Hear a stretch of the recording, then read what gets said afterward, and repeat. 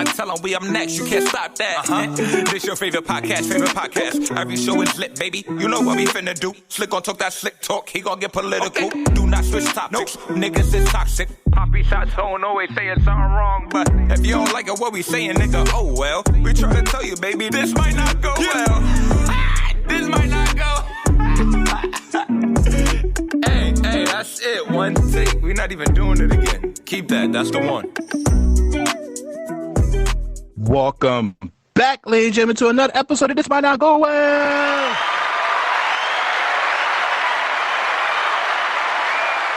Yeah. Episode 166. We in the building. You already know who it is. It's the host with the most, B Breezy, aka Poppy Sazon. Yes. What's going on, everybody? It's your boy Slick Grayson. How y'all doing out there?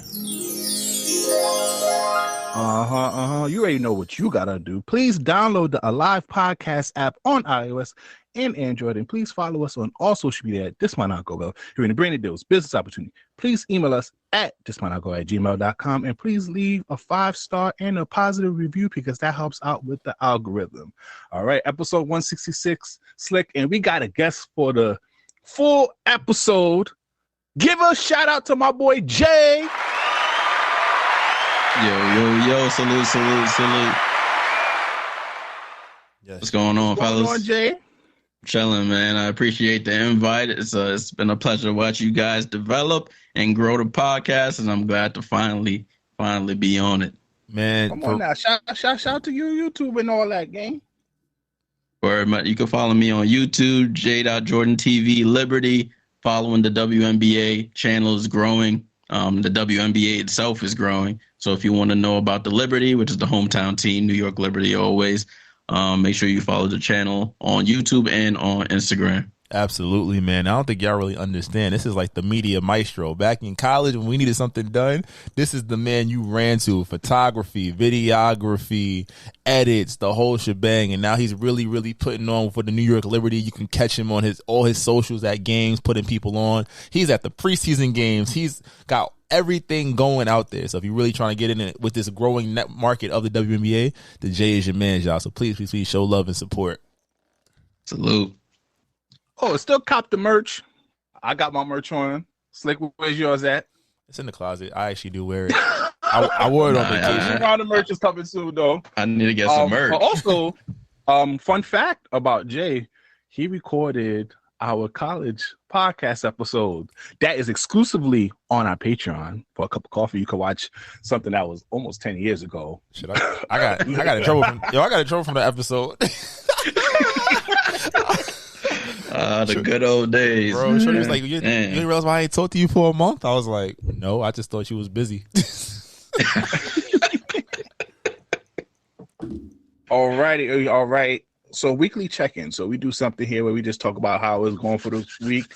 Jay, since you were the guest, how you doing, man? Check in with us. I'm doing well. Yesterday was great. The Liberty, they won their game. So usually when my sports teams win, it predicts my move for the week or for the next couple of days. So that's a good thing. I'm just thankful to be alive and blessed, bro. So I can't complain. All right, Slick. No. Matter of fact, hold on, Slick. Let me do your weekly check-in over here, brother. Word. You know, my boy finally did his babe probate, and if we're not talking about a significant other, well, it is a significant other. He is having a kid, guys. Clap it up for my guy over here. Yes, he the pappy. Indeed. Yes, he the pappy. Shout out to the bundle of joy, my guy. I'm happy for you and the wifey. I know you're going to be great parents, and you had a great baby shower. It was fun. I enjoyed myself. A little DJ a little bit, but this man sounds so dipped up out of there when that Not Like Us came on. Oh, that's a fact. I'm out the venue for that until the song ends over here. Southside Jedi and Wakibu. Fuck out of here, but my fault. You see, this is supposed to be positive, Jay. I'm trying to give him a shout out for his bundle of joy over here. Nah. But yeah, shout out to you, man. Nah, I appreciate y'all boys for pulling up the family strong. Yeah, definitely. It's a big thing. I told y'all big changes is happening. So got a whip, graduating with another master's soon, like next week actually, and now baby girl gonna be here soon. So definitely excited for my brothers to be along with me for the ride. And yeah, man, we getting a little older. The hairline pushing back a little bit. You know, I'm about to get a couple extra wrinkles. Sleep is done. Beard still don't connect, but I can't win every battle. But I appreciate y'all for the well wishes. How you feeling, B? Yeah, you feel me? A half Haitian baby out here. You see that? I knew he loved us. Come on now. He want to talk about, you remember he was wearing Clarks in college and all that. Nah, nigga, come here. Shoot. Come wear the boat shoes and the boat hat. Nigga, come here. You just got to start having you mismatch or get one of them silk button-up shirts like one of them Haitian niggas on Church Avenue be wearing. You got to get you right. You got to get you the Haitian father kid. And then we got to get you that beer belly, too. No, that ain't happening. I'm going to look like an ant. You wildin'. You are wildin'. But yeah, my week was good. Can't really complain too much. I felt like this was like the longest, shortest week ever. Like I felt like for a 4-day work week, I feel like it's been at least 10. But we here, ready to pod. And where do y'all want to start off? Let's start off with some sad news first. RIP to basketball legend Bill Walton. Shout out to him. The MVP did. You know, shout out to his son too, Luke Walton. He was a good player. MVP for the. No, he wasn't. he won a championship. I was gonna say something, but he was capping. His father was lit. The crazy part about his father is like he did so much, and his prime was very short because of injuries. And you usually think about it. MVP got a ring. It was Portland he won a ring with, right? And then injuries got another one with the Celtics as a 6-man. Man, the record might look a little different if he never started breaking down. So definitely. And his commentary was always welcome. I think that was refreshing when Bill Walton was on the set because he would always be talking about the game and then jump into some. So I was on a walk earlier and this butterfly landed on my shoulder. And it's like, man. So definitely RIP to him. His son, he cool. I mean, but to say he was good compared to the average. I mean, he was decent in the game, like corner 3 specialist in the game. And where? He couldn't shoot in 2K. But 2K, he damn sure couldn't shoot. You wildin', you lying. Nah, he couldn't shoot. He couldn't shoot. A lick. All right, RP to the big red, man. Let's stay on Bill. Let's leave his son out of this. All white men can't shoot. Luke Walton proved that. Relax. All right, man. Your boy Donnie was found guilty. Wait, do you want to start off with the parade that he had in the Bronx? I ain't gonna lie. We gotta take the Bronx out of New York. They like the Florida. They like the Florida. They had a whole rally, and then also Brooklyn. We got to share the L too, because why the fuck Chef G and Hollow, Sleepy Hollow? I was gonna say you got to take some credit for that, bro. That ain't all us. But we know what real niggas know what it was for. Niggas want that party because you know if you don't know, Chef G and some of his friends are facing a lot of charges right now. So. And it looks like everyone is going for Donnie. So, you know, he might need that pardon in the future. So he just kind of come on and say, make America great again. I'm about to say. Over here shucking and jiving? That's crazy, man. Yo, it's the only nigga doing it. 25 years. You got to show up to a parade to get pardoned. What you going to do, Jay? Listen, man. I plead the fifth. I'm walking in that bitch. What up, You feel me? I ain't seen you in a minute, man. You missed the last. I'm wild. Get me off. You know what he got conspiracies, drugs, murder, a weapon charge against him in New York. In New York, that nigga gonna get put away. He need that pardon. Oh, you're right. He's on Eric Adams' shit list. He's the face of all of this shit. Nah, that's wild. But it's crazy because now they trying to get Trump out the paint. They hit him with 34 of them things. A 34 count. And it's like the media is so salacious because it's like when you read the charges, you like, this not even like he ain't killed nobody. He's winning some waters he shouldn't have been in and tried to pay to keep it quiet. A lot of people do it. It's just a matter of fact. He just happened to be running for president. It was like, nah, keep this quiet, and they found it. But 34 counts. There's no telling. Like there's no standard for what could happen. It can be a fine. It could be 4 years in jail. It could be 4 hours in jail. They don't know what they want to do. And now we're at this point where there's dissension amongst the Republican Party. Like, what do? Do you support a convicted felon, quote unquote? Because that's what he is based off the charges. Or do you back another candidate who probably isn't as popular but a lot safer? It's like, oh, Sleepy Joe, he might be locked in. I don't know. How y'all feeling? First of all, as a president, can you pardon yourself? Because I feel like he would do that definitely. It's gonna be like that's like checks and balances. It's an improper use of power. All he could do But isn't it kind of odd as the leader of the free world? We have a president who dodged a RICO, found guilty on charges, snatched women by the coochie. Like, I ain't gonna lie, we fake look gangster. Fake stupid gangster, but we fake look gangster. But bro, it's not even that. He is not in trouble for having sex with Stormy Daniels. He's in trouble for lying about hiding. But he basically hid the money in his company's business records. So he wrote it off as an expense. Which, if it was a work event, probably get away with that. Technically, a lot of people probably do. Is what I'm saying. But the fact that they were able to dig through and find evidence of wire fraud, evidence of falsifying business documents, no one's going to pay attention to what the crime, the things are. It's going to say 34 count felony. That's what they're going to see. That's what the Democrats are going to run with. They're going to say, "Yo, he did that shit," and all the shit we know he did. You could say, "Oh, it was assault charge on a porn star, or stealing money from children," whatever you want to call it. That's where it gets a little shaky because the uninformed is going to say, "Oh, he's a felon, he can't be president," versus like, "What did you do?" Not saying I support it either way, but it's like, how do you paint this? Because their first debate is in like 4 weeks, I think, and I think his what's it called? Where they dish the charges out is on like July 11th. So it's about to be a fun summer. This is the one presidential election that I'm not looking forward to at all because we're doing either side for real. What you mean? Joe going to sleep? He going to sleep after he wins? If he wins, he going to sleep. He going right back into hibernation. He gonna go wherever he sent Kamala Harris. They gonna beat it together. Oh shoot! I feel like we should just get Trump in and get him out of here because he can't run after this term if he wins. Get him out of here. It depends on what the situation is. Go ahead. It depends on what the situation is because it's like, where are we headed? Because right now, shit is getting spooky outside. So how do you manage it for the people? I'm thinking in New York, it doesn't, like, I'm not saying it doesn't really matter, but we see a lot of the impact, the financial impact we feel immediately, right? Whereas Biden, he can probably hang his hat. He'll twist it in saying that he focused on foreign policy and diplomatic relations. When you think about the Ukraine and Israel and things like that, that's not really helping the American people. Trump going to say, fuck all that. I'm trying to make this loot. But it's like, is that helping us? Because we are some middle. I think we're on the middle class on this podcast. Not trying to count nobody cheddar, but we get left out of everything regardless. So it's kind of like damned if you do, damned if you don't. You better off just voting for Harambe again and seeing what happens.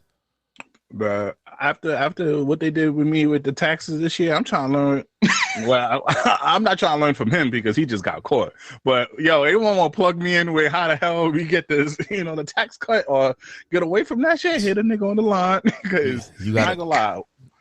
For me, owing money to a nigga that's taking money out of my check, that's just some bullshit. You better either get rich or get poor. That's your two options right now. Yeah, the middle is over with. Mm-hmm. That's where they gonna get it from. You better go back to school, bro. Go get that PhD. For 4 years, nigga. You be all right. You'll be all right. Sexy red. What a transition. I feel like she'll be at the next Trump rally, so it's okay. I don't know, man. Slick. I know you was trying to get off of Sexy Red. You wasn't fucking with her no more. She jumped into your world. She's like, "You not get rid of me, nigga." How you feel about her doing her WWE debut? You can't get rid of Sexy. Sexy Red is like the one night stand that you try to hide from the world, but she just keep popping up. That's how I feel. It's like, yo, I sent you back upstairs. Why are you here? You feel me? But it was funny. I feel like she was very entertaining. I didn't know how tame they was going to allow her to be. I thought it was a joke at first when I seen it on Twitter. And then she came out. She was introducing stuff. She going to host a venue. And then I realized, WWE, UFC, they're the same company now. So it's like they can do a little bit, some more wild things. So it was cool. I was like, okay, she twerking. She over here talking like she know what's happening. Then she put out the video with Shawn Michaels. And I was like, oh, yeah, I might like you again. He a nasty nigga. He nasty. Like, shout out to him. Shout out to him though, because the women that he got on that wrestling roster of his. Oh, and Jada Parker. Shout out Jada. What? Sorry, he I swear to God, he goes around and recruit the baddest girls and like, yo, come wrestle for me. What they do is they recruit athletes now. That's what they do. So it's like, oh, you a top line athlete. Like most of the people in their developmental brand, the show that comes on Tuesday, are former D1 athletes. So. All right, you cute, and I know you athletic. You can learn this. Come here, we gonna cut you a little $250,000 check fresh out of college. come learn. And then after that, you parlayed into what you parlayed into. I'm not mad at it. So, real quick, she was asking her fans what would be her finishing move. Now, I'll come to you guys. What would be your finishing move if y'all was in the WWE universe? Shit, I got to think back to the video games from back in the day. What move are you at the time? I ain't gonna lie, the RKO was my shit in the video games. Your big ass is not delivering no RKO. What? I just got to jump forward, nigga. I just got to jump forward. Yeah, the way them MCOs. I'm definitely not doing no 619. Your ass gonna signal walk into a leg drop or something like that. The signal elbow. Nah, I ain't gonna lie. The rock. That people elbow was bullshit. Then you jump back and forth for that little special ass elbow, and niggas supposed to be done. Nah, and niggas used to sell that shit crazy. Niggas be. In the video game, bro, because they be like, "Yo, how was that a KO? He just hit an elbow drop." I always blame the spine buster. Like it was the spine buster. That's the only reason it worked. Damn, that's a good one though. A wrestling finishing move. Oh, damn, that's a good question. That's a damn good question. But you know what, side note, I hate that they made John Cena change the name of his move from the FU to the attitude adjustment. What bullshit was that? They was trying to sell to kids, bro. You're right. You can't sell FU to the kids. We were saying that for mad long. It was stable. Yeah, fix your attitude. Yep, the FU and the STFU. I was like, this was great marketing. And then they went PG. I really don't know. That's crazy because I'm not doing a power bomb. I'm not putting nobody dick in my face, so that's not happening. Or power driver, have a nigga legs wrapped around your neck. Nah, it had to be like some inverted DDT or something like that. Like, yeah, I might have to take the clothesline from hell because when JBL used to hit niggas with that shit, that nigga used to make little niggas flip. Wow. Especially you're right. That's a good one. The F5 was valid. I could take the F5. Yeah. If you big as hell, though. Choke slam, simple enough. Yeah, I'm about to say choke slam was lit. Or go to hit the top or hit them with something. They be doing too much now. Be doing like 540 splashes and stuff. Like, how you doing this? When you figured out you could do this? Because I'm never thinking to try this at all. But real quick though, what was your thoughts about the whole Tyga and Travis Scott fight that happened this past weekend, man? My boy? I ain't gonna lie. I was pulling for Travis because that nigga be off of Adderall and shit like that. That nigga be. Now you got to give me the deets on this. You ain't see the video? I ain't see that. I ain't see the video. He was out in Paris, bro, and apparently they was arguing about Kylie Jenner. And I think who said it? Travis said at least I waited till Shorty was 18. Nah, wait. Because Tyga redshirted that. You know Tyga redshirted. Yeah, he definitely did. He's like, I see the potential. I got a vision. Just hang out with me real quick. Don't tell your mama. But the actual fight was with Cher's ex-boyfriend, AE, the one that had Amber Rose tat his name her on baby father or something. Head. Yeah, her other father was actually fighting with 808 Mafia Southside. And they was throwing these niggas around and shit. I'm like, y'all niggas acting ghetto out here. What's going on? Yeah, nah, bro. They was scrapping. It's like 5 different angles of the video. I thought it was fake. So I looked. I was like, oh, they really getting it in. I ain't gonna lie. I need a diss track. Let me see if Travis dissing on some 808s. You picking two dudes that don't write. Like, come on, bro. We don't get enough. Wait, Tyga can rap. He can rap. I said right. What they going with? Oh yeah. Rack City was a terrible example. It was a terrible example. What's the most lyrical Tyga song you remember? What's the one with the Asian girl he had? The honey cocaine. Look, you talking about some shit. We can't even name it right now. That was probably the other shit. He had some hard mixtapes. I'm not gonna lie. Back into that hot new hip hop, like his the Well Done series was really good. But I'm trying to think. Barred Up. I'm trying to remember what's a great Tyga song that wasn't commercial. Bro, I can't even think. Look, it's tough. Travis, give me get a taste. Ooh, it's terrible example. Yeah. They got TikTok music. I'm about to say that was a hell of a comeback. So we was in LA when that dropped. I think I was like, oh, Tyga got one. Freaking what's the name? And Travis Scott just going yell straight up, you a bitch. That's it. It's not happening. It's not happening. Well, I already know the production on the Travis Scott disc record will be A1. I already know that. You're gonna have to bring somebody on with him. Facts. Well, you being from Queens, Slick. What you thought about the Nicki Minaj getting arrested at Amsterdam? The way they shut the door on her, hilarious. What you thought about her getting arrested for having weed? In Amsterdam. It don't make sense. You've been in Amsterdam. I have. In Amsterdam, you could buy weed on a debit card. You could walk into the spot like, yo, let me get an ounce. It don't make sense. So I was like, it has to be something else. Like, it's just like some detainee situation, but they probably heard she had some other shit on her, but a lot of shit is legal in Amsterdam, which doesn't make sense. So I don't know. I need to hear more about it. Like, what's the next steps? Because it's really stupid. It's really stupid. But it was boycotting. There was chanting "Free Nicki." I was like, "Oh shit!" I'm waiting for the first day out record, Nicki. Yo, shoot at these niggas. You feel me? But and also real quick, I want to give a shout out to Vince Staple though. I mean, he got renewed for season 2 of the Vince Staples show. Shout out to my guy over here. The first season was cool. The first season it was a little weird. You got to watch it. Like that was probably the first show in a while. I had to watch it like 3 separate times per episode to really catch what was going on. Because he said it, he's but like, that's Vince Staple though. Yeah, he said it's not ha funny. It's like, oh shit, that's jokes. And I was like, you right. Because the fucking bank robbery shit. Mm-hmm. The bank robbery scene always had me rolling. Bro, he's like, that's my nigga Vince. Yo, come here, bro. I'm like, yep, that's what would happen if you knew the bank robber. That's a fact. Now, you know, we support Kai Cenat, my half Haitian brother over here. Y'all seen the stream with him and Kevin Hart? I seen clips. What y'all thinking?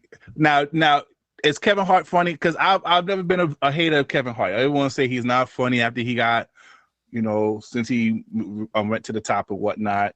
I think this stream showed that, yo, my boy is just a naturally funny person. What's your thoughts? Go, Jay. Yeah. My bad. Yeah, so I think when he's in that type of element where it's just like off the cuff, he can be funny. But honestly, like when I watch like past stand-ups, I haven't like come away with it like, man, this guy is like, he's the best comedian I've ever heard or seen. But when he's like off the cuff, like back and forth with your boys type thing, he's very quick and witty with it. So when it comes to that type of element, I'll agree with that. He's funny. I'm a second. I think that, and I'm a perfect because I've seen him live. The most recent special he had, I saw it the year before live, before like unedited, and I will say that his live show, I was crying. Like it was funny, but I think the fact that he's so overexposed, and I think that's something that we see with a lot of people in this day and age. You know, he's doing TV, he got YouTube, he got commercials, he's doing the roast, he has a special every 18 months, a movie every 8 to 12 months. With Netflix, he's dropping 2 to 3 movies a year, right? I feel like he's the same person every time. Like he was giving us those same children jokes for like the same 4 or 5 specials straight. So it's like you kind of be like, all right, I know your shtick, I know what you're going to deliver, and I get it. White people pay attention now. You got to keep it safe for white people, but. Thanks. I won't say he's not funny. It's just like as people that we watched him come up, we seen Soul Plane on the bootleg. Everybody had the DVD. You know, we seen I'm a grown man. Speaking of Soul Plane, real quick, it's the 20-year anniversary of it. That's why I brought it. Word. So you know, we seen I'm a Grown Little Man. The Seriously Funny, that shit when Seriously Funny dropped, and nobody knew that shit was coming out, and he was like, oh shit. You know, it was an element of surprise, and then from there it was to the moon. So I think we just seen so much of him over the last at this point. 15 years, it's like, all right, at a point, you know, Eddie Murphy, we got 2 specials, and it was a movie every 18 months, right? That was it. Dave Chappelle, nigga went missing for 20 years and came back like, all right, I'm Brolic now, and I still got these jokes. I'm gonna make fun of these trans people, and y'all gonna laugh, right? Kevin Hart's probably had one of the more consistent runs that we've seen, but of course, with consistency comes the idea of like, all right, maybe you lost it or you don't have it anymore. So that's how I'm gonna look at it. Yeah. And it doesn't help all the thing about him too is from celebrities is either you get a lot of good stories about Kevin Hart, he helped people in need, and then you get some bad stories about when I asked him for a favor, he basically left me for dead type of stuff. And also part of his stuff too is he also have a weekly radio show that he does with his boys, the Plax Cup boys too. So you're definitely right, he is overexposed. But I think the stream with Kai was dope. Kai Cenat going for a 4-peat. He already won Streamer of the Year for 3 years in a row, but not only what he's doing in his stream with the games, because right now he's showing highlights to the Elden Ring. If you familiar with Elden Ring? I played Elden Ring. Game of the Year last year, right? He showed Red Dead Redemption, which came out a few years ago. So he's not only showing love and having more people try out more video games, but now he's also thinking about doing a Hunger Game type of stream with some other streamers. So my boy going for a 4P. I'm supporting my guy, even though that shit is funny about the whole Tyler reference. But we're friends, though. I ain't gonna lie. Me getting curved on the public. Nah, I ain't gonna lie, bro. I'll probably take a hiatus. Everybody keep telling me I'm Tyler's friend. You ever got rejected by a bad bitch, and you just like, damn. Secondhand embarrassment watching that, bro. Everybody see you get curved. That was the equivalent of you at the party. You try to dance and the lights cut on, so you turn around and say, "Mm." It's like, oh, what you mean? What are you doing? I ain't gonna lie, that shit happened to me one time. I stayed on the other side of the party for the whole night. I did not go on that side. I don't want her to look at me. I didn't want her to see me nowhere. I would be on the far. I think it was the GWU. I was on the other side. Oh, the shit with no windows? Nah, that shit. Yeah.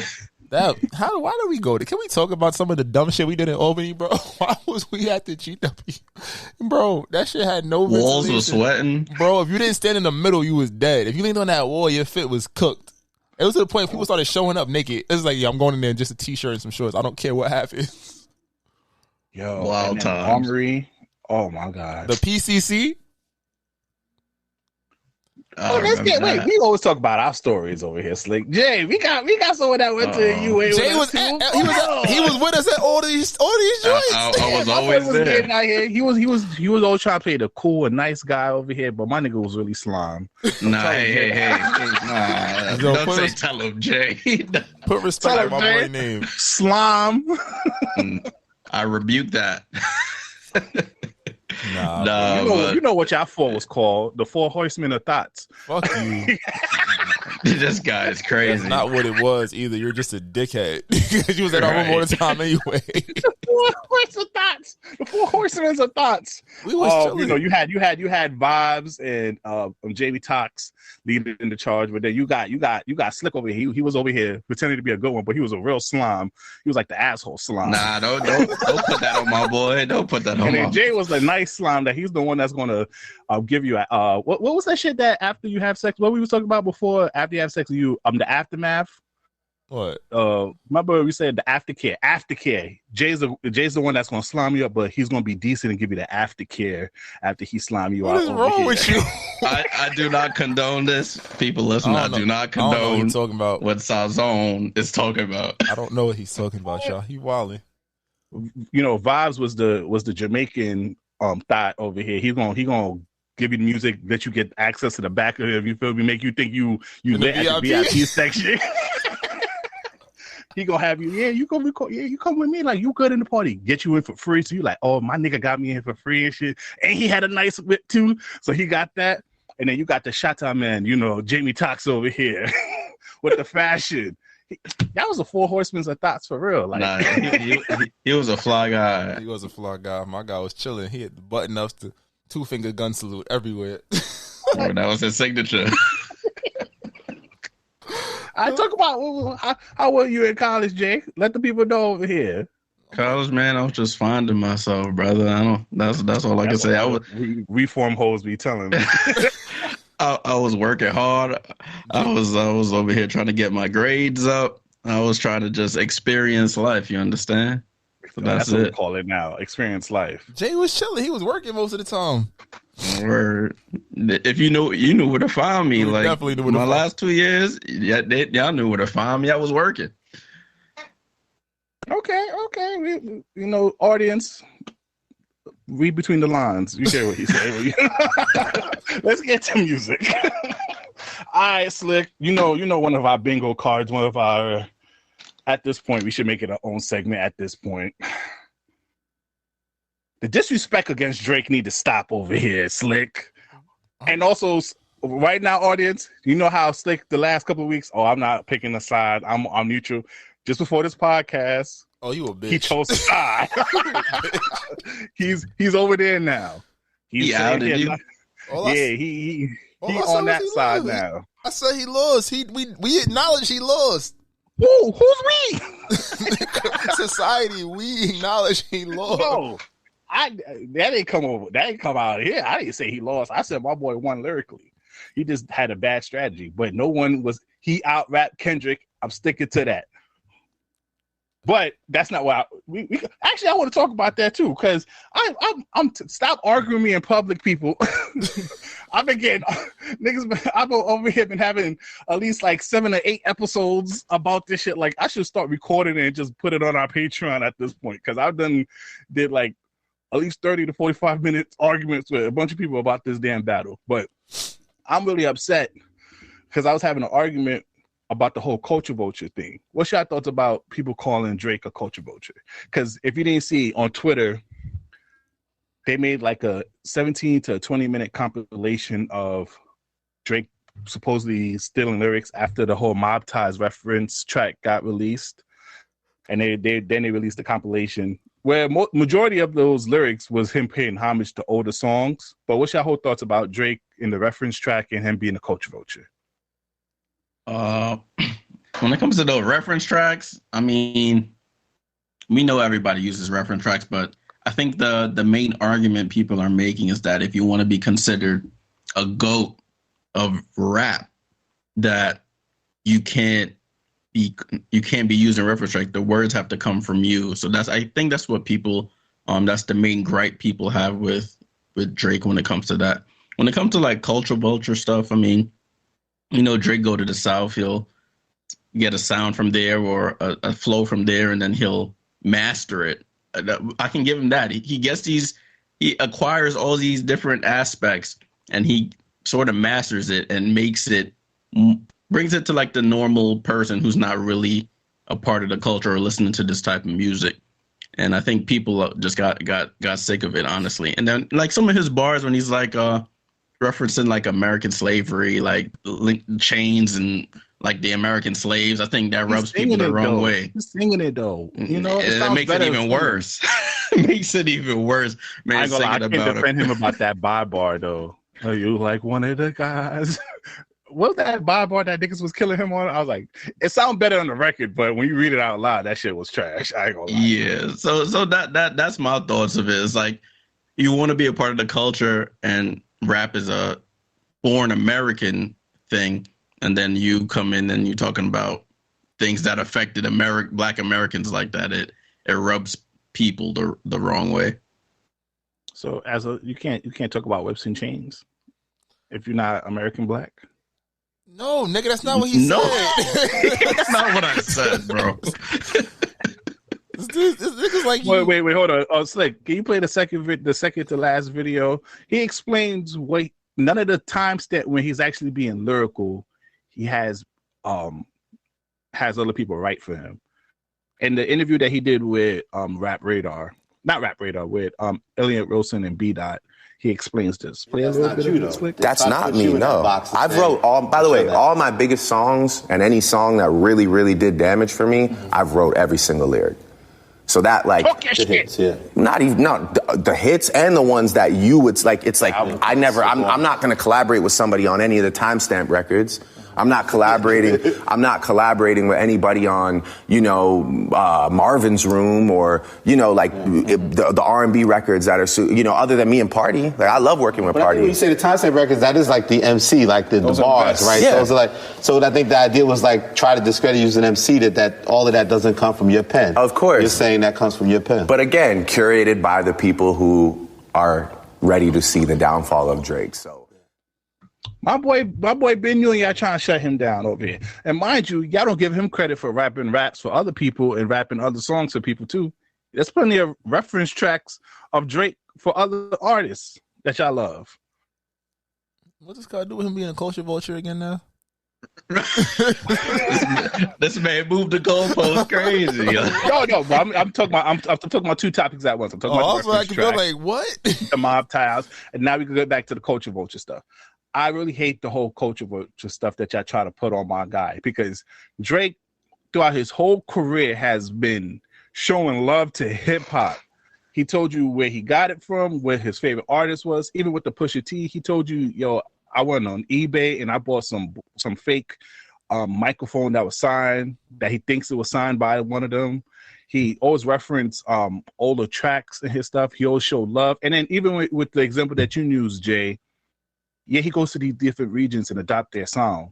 But what's not being talked about is he uplift those people that are producing those sounds. It's not like he's going in there, taking their sound, not working with them, get a quick buck and get out of here. No, he builds a relationship with them. Any region that he went to, really, that is UK, Africa, the Caribbean, down south, and that can even Tennessee and Georgia and Florida. He has took a few artists from there and made songs with them, and took some of them on tour too, and promoted their music. So what is the culture vulture about that? Like I said in the previous pod, Post Malone to me is a culture vulture. When I look at an example of a culture vulture, Post Malone is. He came out here, had y'all niggas hype over White Iverson. Then that nigga went straight country and said fuck rap. That's what he did. He came out, he went straight country and said fuck rap. After he got put on with White Iverson. It was like 2 albums. He went straight country. Waited a little while. He's really a country artist. He started tatting his face up, started drinking beer and saying hee haw niggas. And nobody said nothing to him. But a nigga who's out here, give credit, he always give love to all the hip hop OGs. Bun B, Lil Wayne, Jay Prince, always giving love to everyone, but y'all the one that don't claim him. I'm ready for the Drake villain arc. I'm ready for that shit. Fuck all y'all niggas. I hope he never works with none of you niggas over here. It's over. Unless you able to do a business deal like Four Bats did with the EP, you got to be business tied with him to get a verse from him from now on. That's how I'm feeling with it. Okay? Because fuck all y'all niggas. Y'all want to leave him out of here for dead because y'all want this little short nigga who over here taking pictures for Chanel. What he was taking for? A Birkin bag? A little bad bitch talking about he look cute on that shit. You see what that little short pimp squeak nigga over there in Compton was talking about, Slick? Talking about that little picture. Oh, I look cute here, dog. I see dead people. Oh, sorry. Yeah, you the ops. You the ops. And when I get my Drake interview, I'm gonna let him know, yo, don't fuck with him over here. The timing was excellent. He's still going. Fuck that little Prince Creek nigga. I'm gonna make him the cover of this episode now. Talk about he a little bad bitch over there. I'm just saying, man. Drake gotta I don't want to say he became too big, but he didn't. Again, we said the flaw was didn't see Kendrick as a problem. He didn't respect him as not saying he's on his level commercially, but in terms of like the art, like yeah, y'all niggas is dead. And literally, Kendrick gonna put some shit together. No one's gonna question, even though there are the Baby Keem rumors about him ghostwriting for Kendrick and whatnot. Nobody's gonna question because we seen Dot freestyle. We see him in the spaces. We know when he drop, he gonna say some shit. Granted, we know Kendrick just opened his mouth. Somebody give him a Grammy right now. That is what happens. It happens. Like Drake said some shit. I give it to you. But we haven't seen that Drake. The closest we've gotten to that Drake was the Scary Hours 3 EP. Right? He comes out, he's like, all right, cool. In the last, 5 years? 6 years? That's my thing about it. Then it goes back to the culture vulture stuff. A nigga like him don't have to give you Scary Hours 3. He don't have to. And also, a nigga like him, if he's a real culture vulture, he would not participate in these rap battles. The only nigga that he left on red was Joe Budden. Because he hate that nigga. Niggas about to rap for a whole 12 months with Joe Budden over here. Because that nigga had like 10 tracks ready for him after that whole little one pump it up bar. But he stepped in the ring. He went against Common.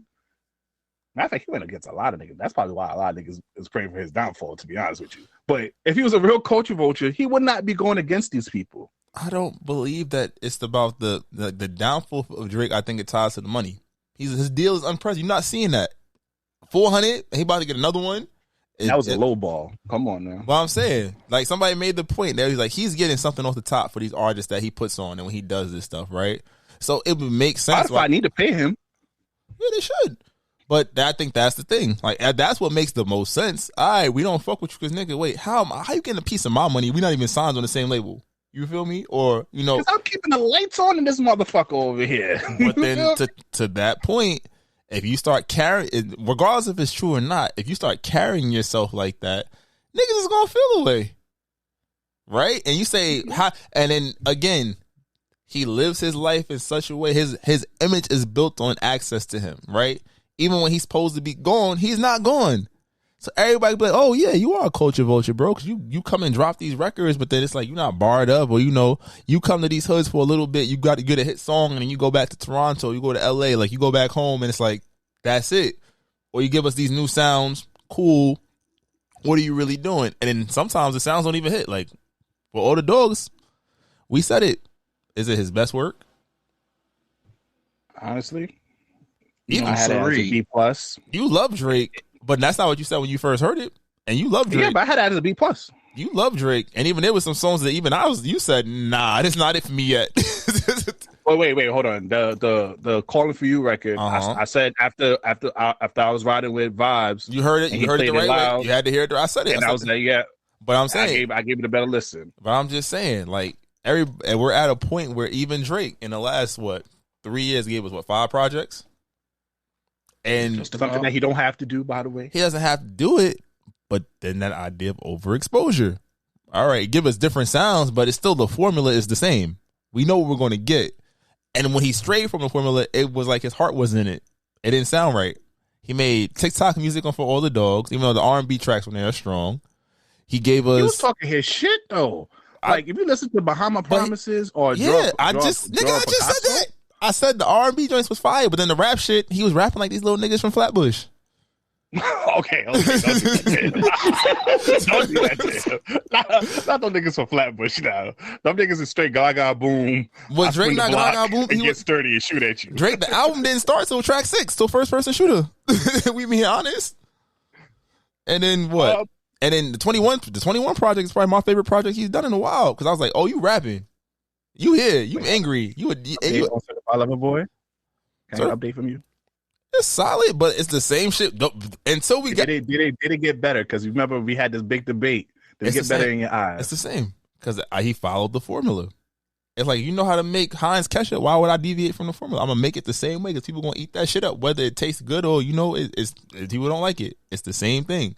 Track number 1, that's the lyrical shit. Track number 2, it's the he gonna sing song in a little bit. Track number 3, that's the single that's gonna be on the radio. Track number 4, it's it's up to interpretation. It's gonna be a little mid tempo. It's gonna focus on the Midwest almost, and so on and so forth. And we get to like track 11, 13, 14. That's gonna be your favorite songs, the Race My Minds of the world and all of that.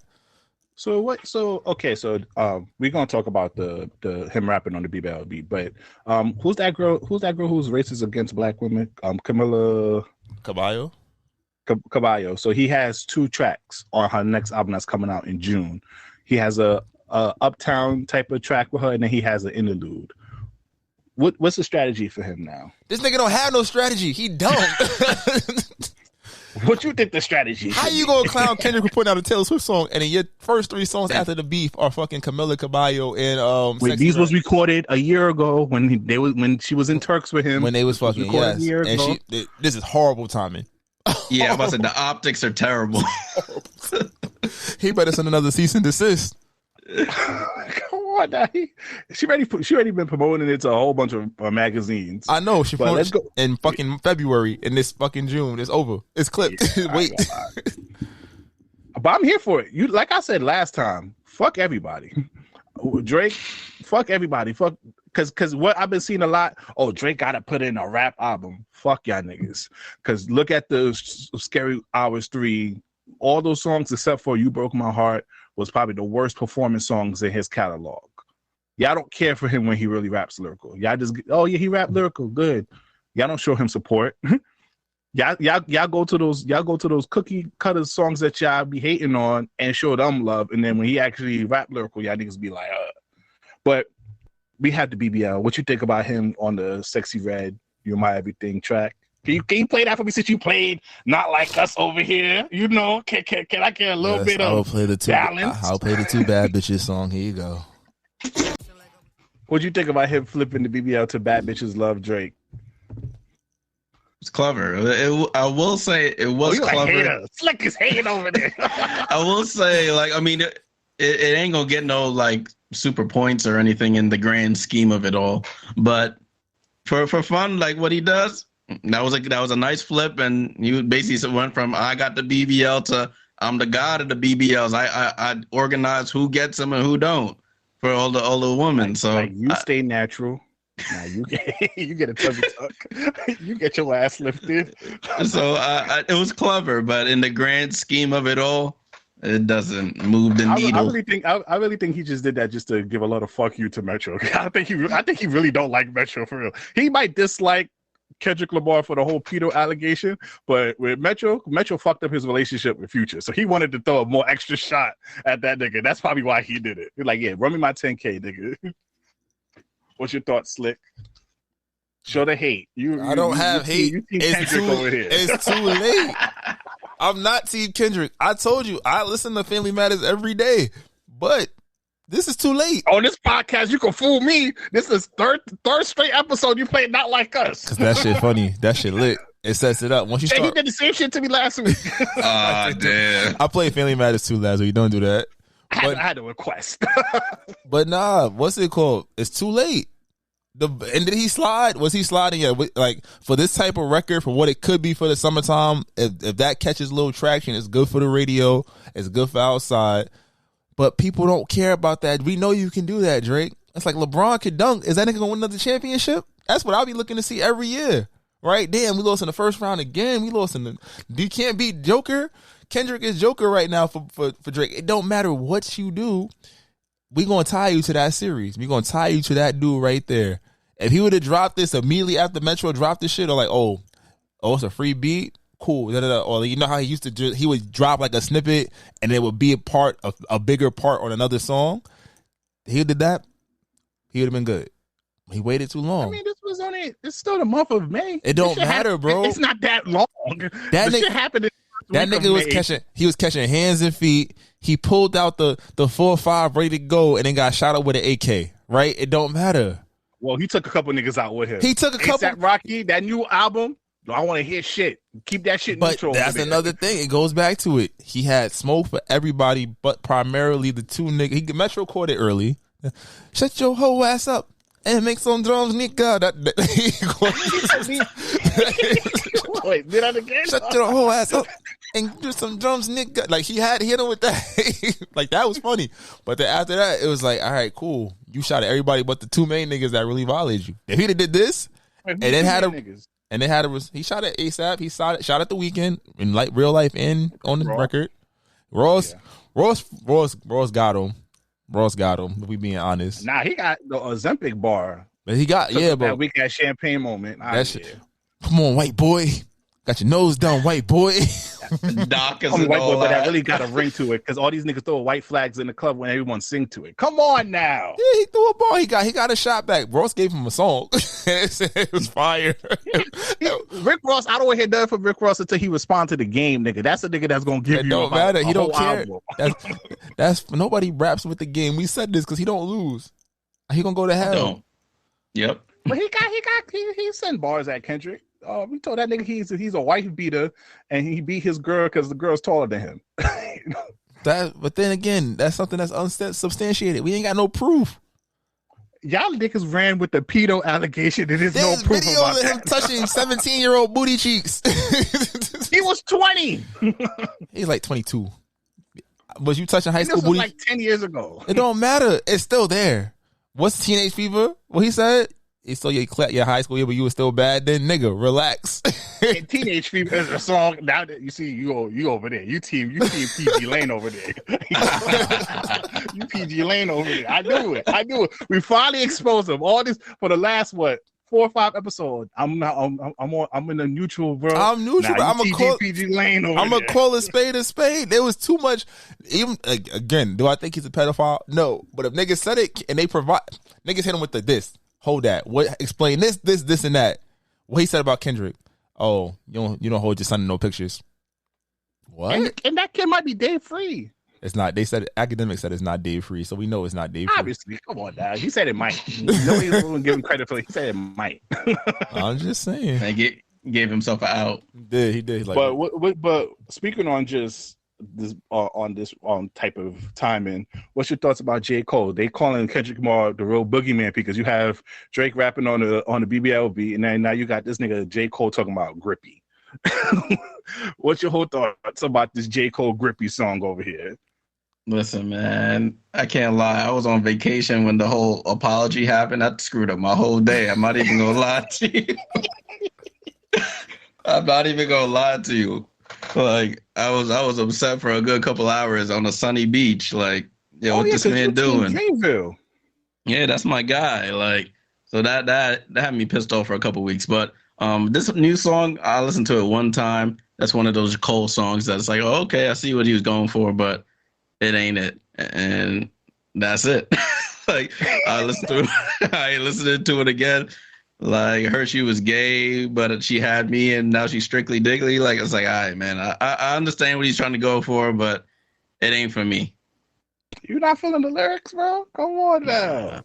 Nah, it's She's like, cool, my kick man. game. You know, like to show you that, like your kick game. Come on, man. That's ABC. Game, I put her front row at the Nick game. Now she in my phone with a nickname, Grippy. You know what's the wildest nickname you had for a girl in your phone before? Plead the fifth. I don't put nicknames. I put everybody's real name first and last. This nigga trying to be cool over here. Like he's not King Slime over here. Slick, come on, be real with us. What nickname you had? Head monster, head demon, head hunter. Oh, jeez. What is wrong with you? Miss Weddy, Miss Weddy from the deli. Who raised you? You're right. Who made you like this? Like, damn. Yo, the emotionless gangbangers from Brooklyn. These girls out here, these emotionless gangbanging girls from Brooklyn over here. You ever had a Brooklyn chick over here with Tim's on? You understand my pain. I'll say, damn. Can't relate. No, I don't know. Probably put up like D&D. Like, do not disturb. Like, you never had a like Papa John's? Nah. Or under a dude's name, be like, oh yeah, yo, this my. That's boy too much James. work. I don't care that much. But nah, for the Cole record, it's like he did it with Cash, right? It's Cash Cobain. Yeah. Yep. I'm about to say he gave him a look. Like, I think that's cool because people won't go listen to it because of the strength of his name. But it's one of those things. It's not for us. Like, for all of those, probably wasn't for us either. Now that I think about it, the first half. Who's us? We know. Me I'm about to say, and Slick. It wasn't for us. I'm about to say, me and my roommate, we both know. Nah, he's like, okay, maybe we weren't supposed to take this the right way. This didn't happen. I actually like it. We know because you do. What? I mean, I've been playing Cash Cobain songs here lately. And you know, even though you are right, Jay, you're just not the artist to do that. Like, you just can't do that, J. Cole. Like, you could do a lot of different types of sounds, J. Cole, but you're not a swaggy nigga like that in the sense of hopping on that Cash Cobain type of shit. But I salute him though. I'm waiting for the Fall Off album though. Can we talk about that? I know it's a little quick pivot. What happens to the full? Because the tape was fire. Then the apology really, like, I still play Hide Your Bitch every day. Like, that's one of my favorite records right now. But like, how do you go into marketing this album? Does he wait? Does he? What do you think? Because I know Jay's man. Jay done seen J. Cole like 15 times. like, how would you market this to kind of reestablish him? Because he had all the positive momentum in the world. So what do we do? And B, same question for you about Drake. What do they do now to kind of like get back into the public's good graces? Because again, talent don't mean nothing when people got that stigma on you. We can start with Jay and then hit B. Yeah, I've been thinking about this. I was talking to my boy about this too. Like where does he go from here? Like, he can't just end of the year be like, all right, the fall off has arrived. People are gonna be like, I don't want to, because I already see people already saying like, I don't want to hear no more gun bars or come see me on the track or don't come at me, whatever the case may be. And I have to agree with it somewhat, but I've been thinking like, when does he drop it? I'm assuming next year, or he just tries to let this die down, tries to build back the good graces. I don't know if this attempt with Cash Cobain was trying to get back into good graces. If it was, I don't think it was a good attempt, but I don't know where he might have to like release like one of his documentaries like he does before an album that builds back up to it, and maybe he addresses it in there again, or tries to build it up that way through like video rather than trying to release songs and build up to just dropping the album. So I think we'll receive a documentary about the last couple months, like after that, they'll probably have to pivot around this decision here or around the apology and try and frame it in a way that contributes to the fall off. That's fair. So next year. Yeah, I think next year would be perfect for him. The start of the year. I think right now what he should do, at least for J. Cole's, just continue jumping on this feature run. I think he was doing amazing prior to this beef. Just continue in the feature run. But like you said, I don't want to hear him talk about don't challenge my pen. If he just gives me the fall off the album without those type of bars that he's been giving us for the last 2 years about, I strike lightning with my pen. As long as he stay away from that angle, I'm cool with any song that he makes. I ain't gonna front. He might have to have Kendrick on the record, and they gotta have to go bar for bar. I think, yeah, that's a good that point. Drake diss both of them niggas, unloyal niggas. If he does that, well, so what? He got a song with Drake. I mean, to be honest, for both of them, the only way I see it going down, we gonna have to get that what first person shooter was supposed to be when it's supposed to be the big three. They gonna have to be like, look, I'm gonna send the beat out. You drop your verse, you drop your verse, you drop your verse. And we put it out. Because at the end of the day, it's going to unfortunately be like Cole ran from smoke and Drake got fried. Yeah. Right? And it's like, again, public opinion is going to say Drake got fried. The kids, once kids are saying Drake got fried, I was like, y'all ain't heard not near one Kendrick Lamar album, but you said Drake got fried. You feel me? So I think that's one route they take. If I'm Cole, I'm doubling down on it. I'm putting out promotional material about J. Cole falls off. I'm turning myself into the butt of the joke.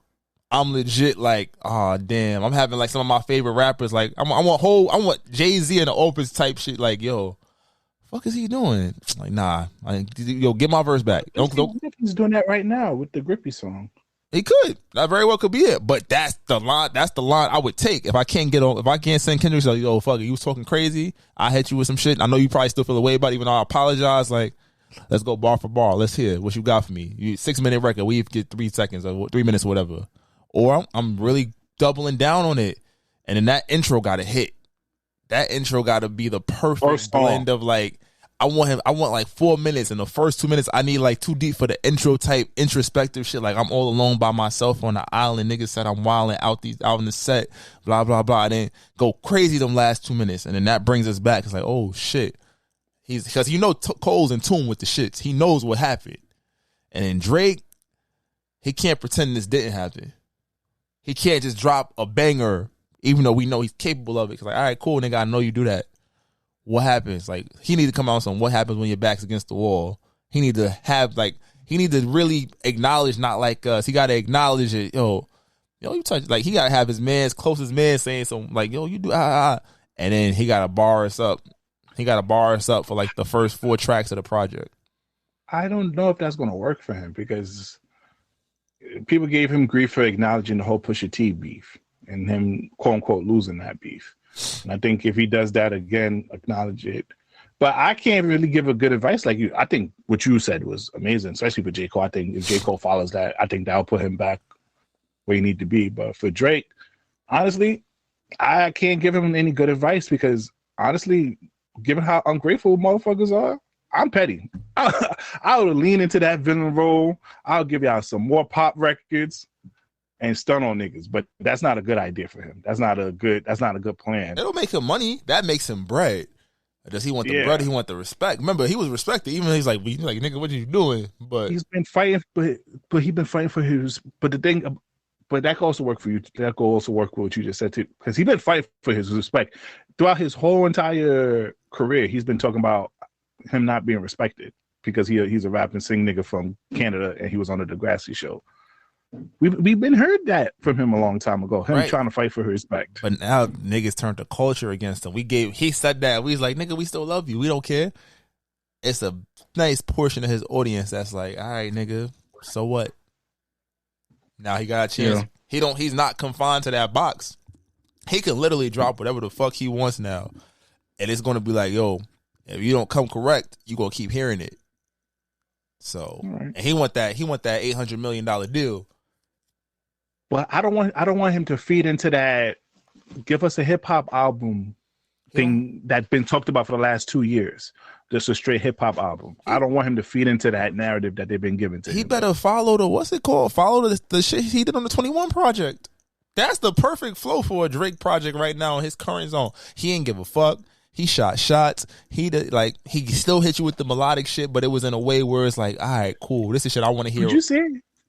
He did that for all the dogs. We found out for all the dogs was throwing shots at mad people. He was throwing shots. We was asking why Future wasn't on what Pluto. Turned out he was dissing Future on that. But he did it on beats and things that sonically it wasn't catchy because it didn't catch the kids and it didn't catch the adults. So his true bass and the bass he was trying to reach, it's subtle. It was a subtle miss. It wasn't crazy off key. Because, again, we grew to like a lot of stuff on the project, but it was like, yo, it's not what we needed. And he came out with that aggression he had on the 21 project. He's good. You know what? I think he need a better If You're Reading This Too Late. If he takes that whole If You're Reading This Too Late and put some more bars in that with the little dark, it has to be a dark album. It has to be a dark rap album. I think he'd be good.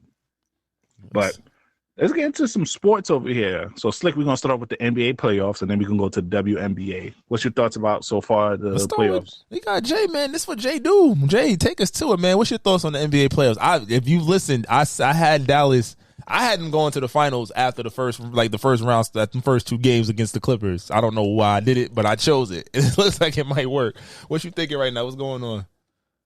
Man, the Wolves, man, I don't know, bro. Like, they have the chance to do something historic here, honestly.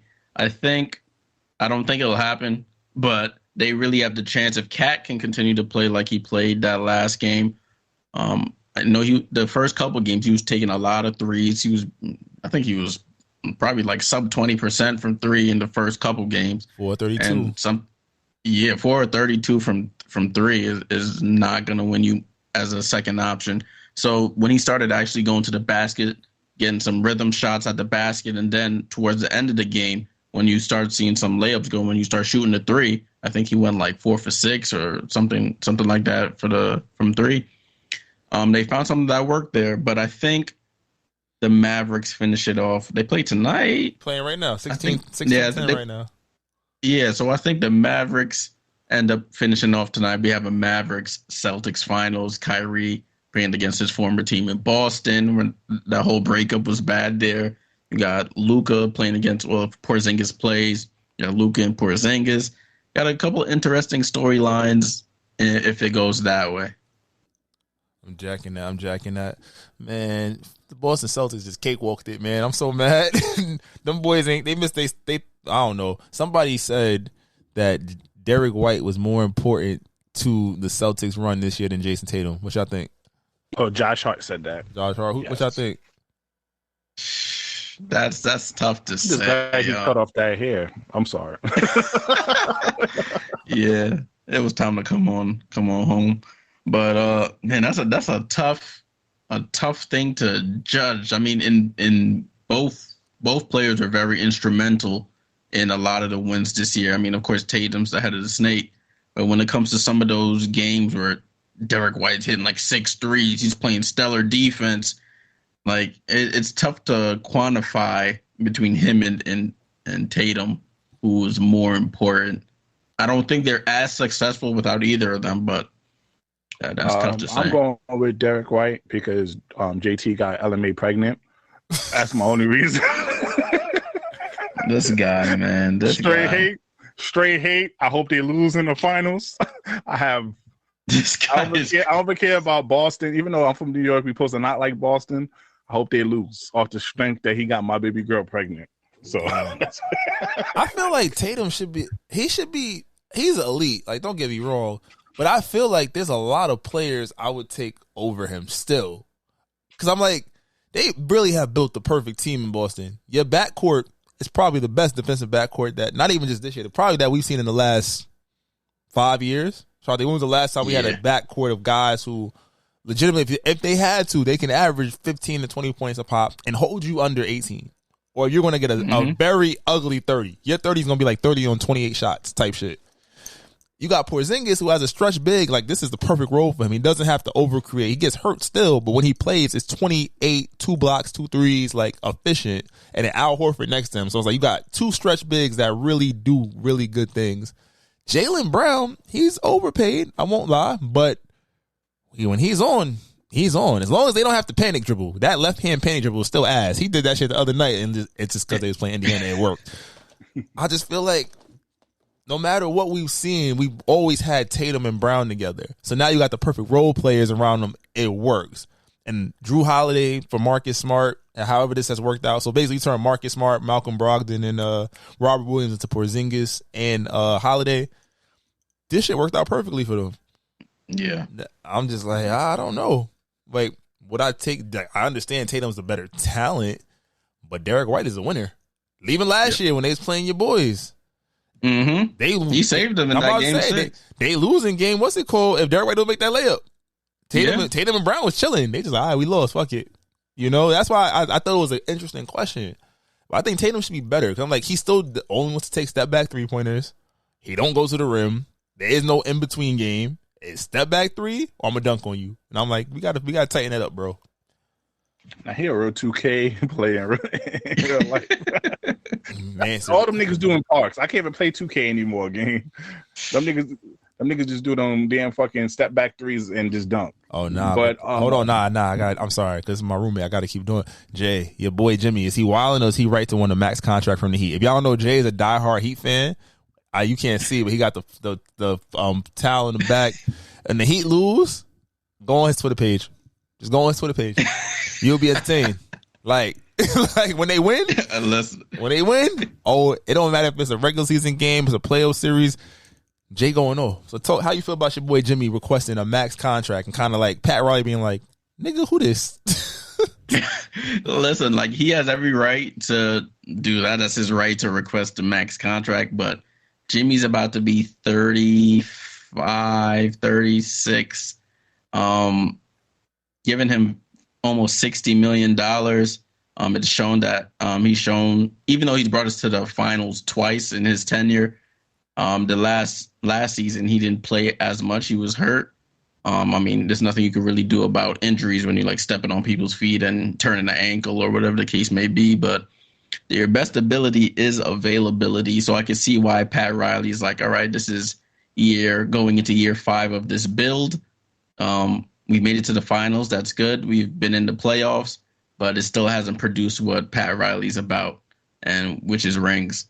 So it's going to be some tough negotiations there. I think Pat's going to have to try and sell Jimmy on getting another piece to complement him and Bam, because as we've seen, like every time they go to the playoffs, either Tyler's hurt or somebody's hurt when they get to the meat of the playoffs. So there's going to be some tough conversations there. He's right to request it, but I don't think there's going to have to be some compromise there with that extension coming up. But it's going to be tough. It's going to be tough. A max 2+1, two guarantee years, and a player or team option, a co-option, something. I don't think that player option is going to be. Jimmy's probably going to want that player option because that team option, they're like, all right, cool. We ain't giving you the option. That he wants that security with the player, which is every player is entitled to. You know, they want to be secure in their money. Oh man, I heard Philly might offer up the, y'all want to trade on? I seen Philly trying to Philly trying to do the 2K thing. They're like, yo, I want Braun, I want PG, I want I want 2 of the 3.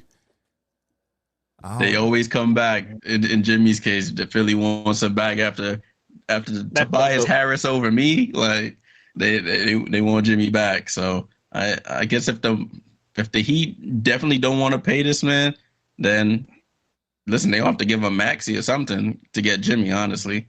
And I don't think Philly wants to give up Maxey. All they have on the roster is Maxey and Embiid. Tobias Harris gone. He got his 180.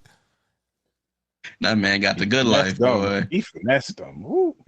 Real quick, Jay, what's your input about the WNBA season and also the draft class that is doing really well? Angel Reese is the fastest player to get a double-double. You had that girl from the Sparks who's leading with the blocks. Yeah, Cam Brink. And then you got Caitlin Clark They over here following the shit out of that white girl. What's your whole thoughts about everything in the WNBA season so far? It's been very interesting. The thing that's much different is there's a lot of parity, a lot of good teams so far. We're in week 3. Week 3 started on Monday, and I'm looking at the standings now. You got Connecticut. They're up to their best start of a season ever. They're 6-0, undefeated. And you got Las Vegas at 4-1. Asia Wilson playing like an MVP. Like she really wants. I guess still upset that she didn't get the MVP last year. So she's coming out. She's probably had a double-double out of there. Five games. She's had a double-double, 20-plus points, 10-plus rebounds in 4 to 5 games. The Aces doing what they do without their star point guard. The Liberty, they look up and down. And then there's other teams like Minnesota right behind them. So there's a lot of parity this year so far. It's still early. It's a 40-game season. Teams are only getting up to game 6 and 7 right now. So it's going to be interesting to see when it comes towards September where the standings fall. But in regards to your rookies, Caitlin Clark, she's actually playing right now as we're doing this. She's actually having a decent game again. They are losing, which has been the trend for Indiana so far. They're 1-7 as we speak, about to be 1-8. But they're playing her like they're respecting her. That's why they're playing her really, really tough. They know she can shoot from anywhere on the court. She's a threat, so they gotta guard her full court. There hasn't been anyone who's been consistently good from that far from the basket. So they're full court pressing her, trying to get the ball out of her hand, and she's starting to adjust. I told people like at the beginning of the season, like, hey, don't expect her to come in and then every game is going to be Iowa all over again. It's going to take an adjustment. They're going to be playing her differently. And there's some games where she's had a lot of turnover. There's other games where she's had a lot of assists, a lot of rebounds, and a lot of points. So as the season goes on, she'll get much better. I don't know if the team will make the playoffs because the team isn't that good. They were the number 1 pick in the draft 2 years in a row. So there's only so much you could do there. So, but I think this year will just be a developmental year for her. And next year. What's your thoughts about LeBron James' comments about her? LeBron, those comments where he was like, she's going to do a lot of good for this league or whatever he said. Crediting her, and they're saying how he didn't really step up for the other women in the league like he's doing for Caitlin Clark. It's one of those things I can see like both sides. Like LeBron, he's in a similar, I guess he was in a similar position to Caitlin where there's a bunch of eyes on you. LeBron was considered the king. He was crowned like the chosen one and all that stuff coming into the league, and a lot of pressure, a lot of eyes going to a subpar team, and people are out to prove themselves against you because they're like, hey, I'm in this league. What are you talking about? This kid, he's the chosen one. So I guess he saw some relation there between him and Caitlin's situation, and he was trying to just give her some grace there or some support on that side. And I think people felt that he was basically saying, like she is going to be the face of the league no matter what, and everybody's like hating on her or whatever the case. Like what Charles Barkley said, like people being petty or the girls are being petty. But it's just competition. You don't want to be beat by the other team, and at the end of the day, rings is all that matters. So those are my thoughts on that. I dig it. Talk about your Liberty, man. I mean, this is the you're the Liberty guy. That's who I go to for Liberty news. What's going on? How we look? I know they just won after a 2-game losing streak. Talk to the people. How you feeling about your prospects of getting that championship this year? Man, I know you was hurt last season. Last season, that was tough. But this year, it's a little different. We still have this the core starting 5 that was on the team last year. They changed up the bench a bunch. We only have 2 returning players to the bench. Got a couple MVPs from EuroLeague overseas to join the team, and it shows. Like the bench, they're not gelling as in the WNBA. There's not a lot of practice time before the season. Players coming back from overseas and they're jumping right into the W. So there's not a lot of practice, and that shows when the bench comes in a lot.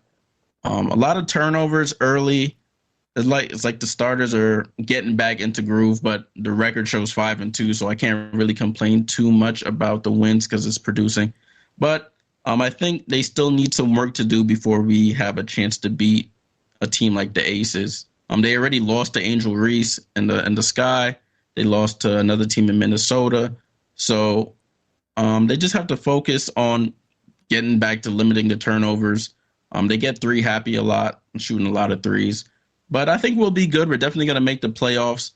I think anything less than a finals appearance is considered a failure because the first year as a team, you made it to the finals. And then next year, if you get ousted in the first, second round, then that looks terrible. So they're on the right track, and I think they'll be fine in the end.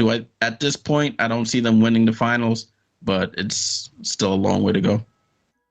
I'm rooting for Chicago Sky. What, because of Angel? No, I love Angel. And Camilla?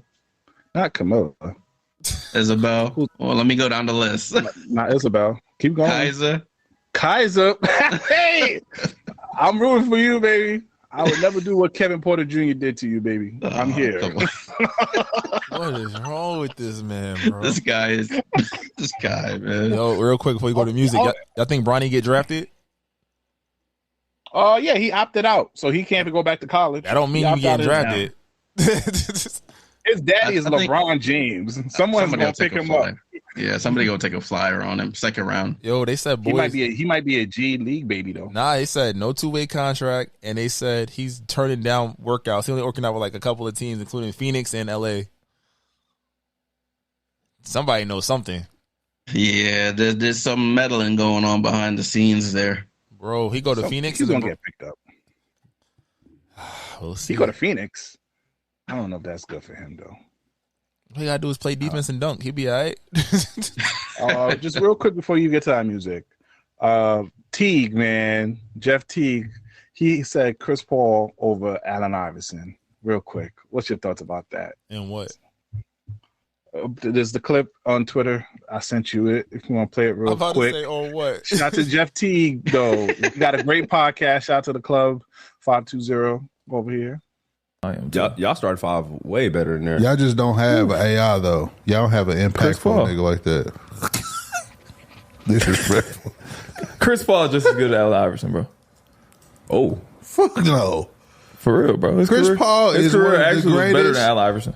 Chris Paul is one of the greatest point guards to ever bless the court. His career is better than Allen Iverson. I ain't rolling, bro. AI. He ain't more influential than AI. No way. That matters, though. No way. Nobody wants to be. But career? Nobody wants. He is right to a certain degree because Chris Paul played longer than Allen Iverson. But he's not better than Allen Iverson in no regards. He can't score. I mean, maybe in passing because, Allen Iverson was. He wasn't passing that shit. He wasn't passing that shit. But as far as more influential or a scorer, he can't be dust his boots. What's your thoughts real quick? Who am I building my team around? I'm building my team around Chris Paul. But in a do or die situation like the playoffs, I got one game. And between the two, I'm taking AI. Agreed. That's AI, man. It's easy to build it's easy to build a regular season team around Chris Paul, but I feel like we've had too many playoff mishaps.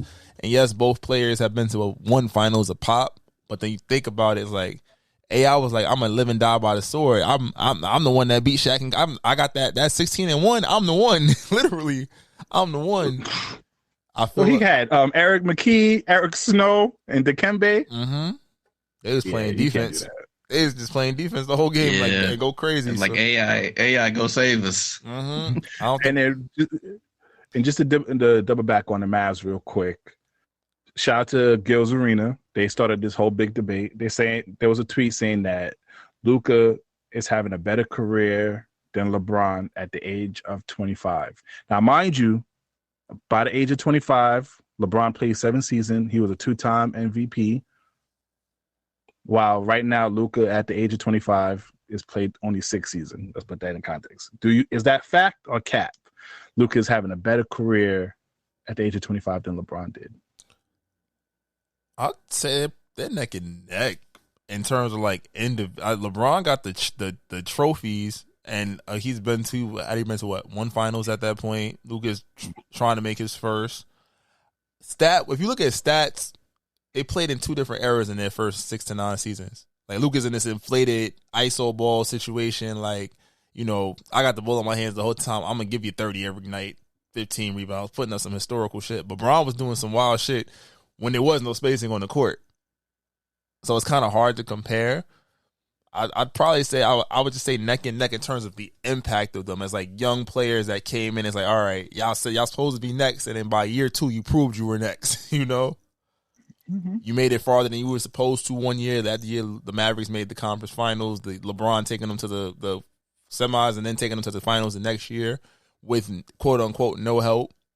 So, but that's why I have to say I can't give it to Luka at all. I can't put the neck to neck stuff because LeBron, because this was by the age of 25 or so. This was probably a year before he went to Miami. Bob Boy was killing it. He just that Detroit Piston game alone in that playoff, I can never put it close together because LeBron, he was doing stuff in that first stint in Cleveland with that team. Nigga had Boobie Gibson on the court with him. Nigga had that nigga Anderson Varejao over here. What was that tall nigga? Yeah. Come on, gang. I can't give that. I can't give that to Luka. Jay, what's your thought? Yo, Luka wildin', bro. You gotta give some respect to him, bro. Oh yeah, but just at the 25 LeBron, that nigga was a locomotive, bro. He was just come down the court. Nigga, just yamming on niggas. That nigga, I remember that nigga almost touched the top of the foot. Oh yeah, on the block. Yeah, that man was almost over the back. Jay, what's your thoughts? Oh man, it's like Slick said, it's tough because I mean, if you add the MVPs in there, then LeBron gets the edge. But if you're looking at like stat for stat or like moments, like what your eyes are telling you, besides like the trophies, it's pretty close. Luka's had some pretty big regular season moments, and in the playoffs, he's had some signature moments where he's beat some teams that people thought the Mavs shouldn't have been. So it's hard for me to put him over LeBron because of what LeBron's resume at that going up to that age, that against Detroit and things of that nature. But it's close. It's close. That's what I'll leave it at. It's close. It's closer than people would like to think. Bro, They both went into the playoffs young, undermanned. You say Bron got them early series. Like, Bron wasn't going out in the first, but Luka went up against Kawhi and them boys a few times when they was it, when they was healthy. You feel me? So, I mean, it's tough. And then Luka, they're same players, just the white one can shoot and the black one can jump. That's really what it is. Like the second rendition of White Man Can't Jump. Basically. All right, so let's get to our song of the week. All right, if you are listening to this on YouTube, please exit and go to your favorite streaming platform, preferably the live podcast app, which you could download on iOS or Android, or you could go to our Apple Music playlist or our Spotify music playlist to listen to our songs of the week. Hey, that was Blasphemous Taker. I like that song. You know, we support West Coast music over here, except for that Pimp Squeak. But hey, you can find our previous songs of the week on the Apple Music playlist or our Spotify music playlist. But that's not what you're here for. You're here for the people's choice, the people's favorite, Slick. Drop it. I can be toxic, but so what? You gonna love it here. Shit, fuck is you talking about? We have fun over here. It's very fun here. And it's fun indeed. Welcome, ladies and gentlemen, to the Toxic Service announcement.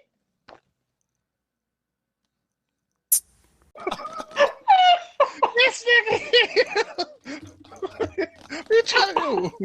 Anywho, welcome, ladies and gentlemen, to the TSA. Sponsored by Heart of Moisture. Support Black female business. Link will be in the description alone. Go get your essential needs, especially if you're on a college campus. This guy over here, I need to get the control board on this guy. All right, let's start off. We got a couple topics. Jay, this is your first time in the TSA. Are you familiar with the Toxic Service announcement? Indeed. All right, this is a safe place to be toxic, to be yourself. So you don't have to, now you can really live in your 4 horsemen of thoughtness. Okay? This week, Slick, did you realize we just got news that a new app was being created. It's called the Fly Me Out app, where you can apply to trips and be selected to be flown out for that trip. What's your thoughts on this? Oh no! Why you ask me first? This is gonna be bad. I'm sorry, it's about to be real bad. What the so that you know, Ted Bundy's gonna had a field day with bitches out here. bro, what? Like, you sent me this shit. I was like, do the terms and conditions say I gotta have sex? And I know somebody like, what? No, I can be flown out. You are literally volunteering for somebody to take you out somewhere.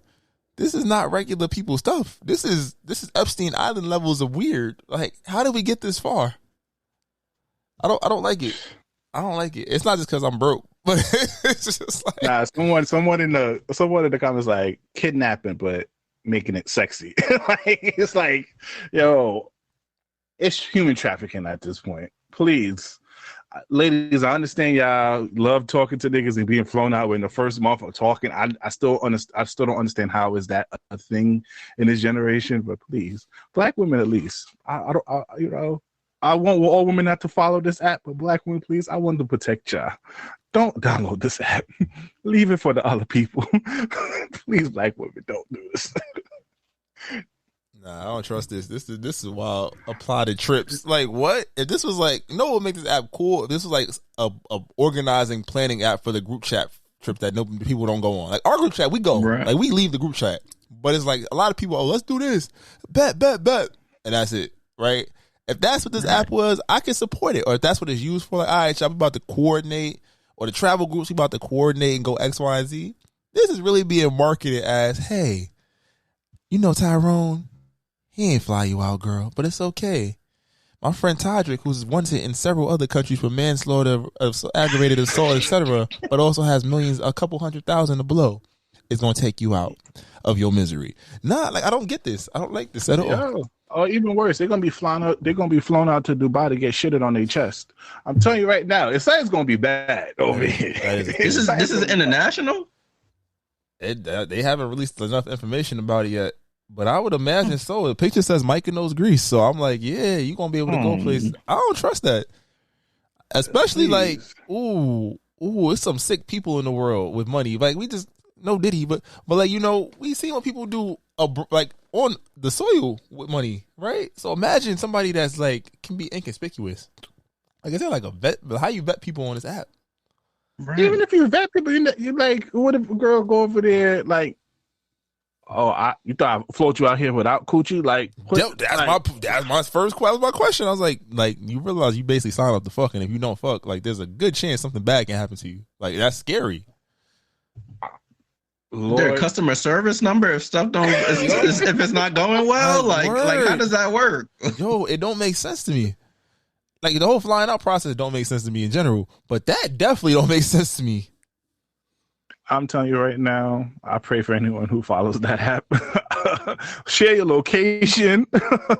Make sure you FaceTime family. This shit gonna be like taking the whole series over here. But you you agree to it. That's why I'm like, the terms and conditions. Like, I'm joking, but I'm serious. Like, what do you say? Like, you're okay with whatever happens with this? Like, we cannot be held liable for how this person treats you? Like, That's probably in there, honestly. It's like, if anything goes bad, call your local authorities. That's what probably in there. Like, because niggas bring you to a country where the laws ain't that strict for shit like that. Mm-hmm. Well, yeah, you go to India or something where they don't give a fuck. What happened? He did it. Well, that's how we do things here. Sorry. Like, what? Versus like me, if I went on this, it's probably some fat white woman trying to take me somewhere, which is like, all right, sometimes you gotta bite the bullet. You gotta just take it. Like, damn, Sharon. What? Yo, she gonna take. Especially those girls in the live, love, life phase. Mm-hmm. Them bad chicks be. Or you get you like a 58-year-old auntie whose husband just passed away or something, like, shit. Oh. Matter of fact, hold on. Wait at? They on this app. Hold on, fly me out. Hold on. You see Look at this guy. Guys, flip the switch. Come on now. I never been to Greece. Take me to Italy. You seen the South African airport video where the dudes was proposing to the old white women? Man, let times get hard enough. Fly me out. Hey, Miss Sharon, the cat lady. What up? How you doing, girl? Let's go have some fun. by any means. Come on now. She got her Walmart La Perla on. It's about to be fire. Like, come on, girl. You bought the ashwagandha? Because I'm going to need a lot of it. I'm going to need all the big three today. Get the blue chew. Come on now. It's lit. But let's go into some more local news, though. Have you heard of the NYC nightclub that is requiring that you have a $50,000 bank account balance just to enter? So this new New York City nightclub, I don't know. I'm gonna fuck up the name. You know me, Slick. It's GARCONS, Garcons. They are reportedly, in order for Mel to enter the club, you have to show a balance of $50,000. Yo, I'm so glad most of the homies is out the game because the game is nasty. The game is nasty. I gotta have how much to have a conversation to be in the same room with you? A 50 band to be able to get in there. Like, how do you prove this? Like, you got to show the bank statement on your phone. You got to print the paper out. Like, no, you got to show the app. Like, yo, I got 50 on me. I ain't gonna. So all my scamming niggas is up. You feel me? If you know, niggas could show that 50K and have it gone by tomorrow. Nah, fuck that. I'm gonna just go be Vivica A. Fox's boyfriend. Fuck it. Call it a day. See that? Well, she do look ass. You like that, so you know. You an asshole. Fucking asshole. I definitely used to have a crush on Vivica A. Fox back in the day. That's some stupid shit too. It's like Kevin Samuels rolling around in his grave. Like, you really fixed your lips to say this, and you knew the internet was going to run with it. You are 60, woman. You better be happy with what you got. We can't have no babies. We can't have no conversations. Your shit don't even ain't no juice box no more. Like, it's just like, come on, do something. Lisa Ray can get it. Just off of just player clubs alone, I just have to see what it hit. Yeah, and she ain't do that shit to her face. Vivica A. Fox face looks swollen on the time. Like somebody punched in her face. I don't like that. I was confused at first. I was like, that's Vivica? They did they did the side by side. I'm like, damn, you ain't look like, you don't look like you. Who you? She said, he gotta take me shopping, not worry about how I spend money. I was like, dude, we might make the same amount right now. Nah, she getting them lifetime checks. Don't do that to her. She getting them lifetime checks. She on one of them. She on them random black movies, bro. When they got $100,000 budget, she getting $50,000 of the budget, and I'm okay. But at least now she open to all races now, so maybe a white knight might come and save her, or a Hispanic. Insert 50 Cent meme. When I was Vivica, I thought I was on to something, but then the next week, nah, man, it was nothing. Yeah, y'all not wifing up Vivica? Back in the day, I would have. That was one of my. She was in my top 5. She was in that Deliver Us from Evil. What was that? She was in Deliver Us. No, that was Gabrielle Union. Yeah, that's Gabrielle Union. As Gabrielle Union was it Essence Atkins? She was in Booty Call. Oh yeah, that's a classic. Come on now. What's the joint with what's it called with Morris Chestnut? And she was the lawyer, and she was trying to trick him. She was in Set It Off. Come on, she did Set It Off, man. No, it's crazy. All these great black movies. She's in a lot of black movies, but I'm like, does she have a seminal black movie? Yeah, but does she have a seminal? I was watching that last week. Does she have a? Why Do Fool Falls in Love?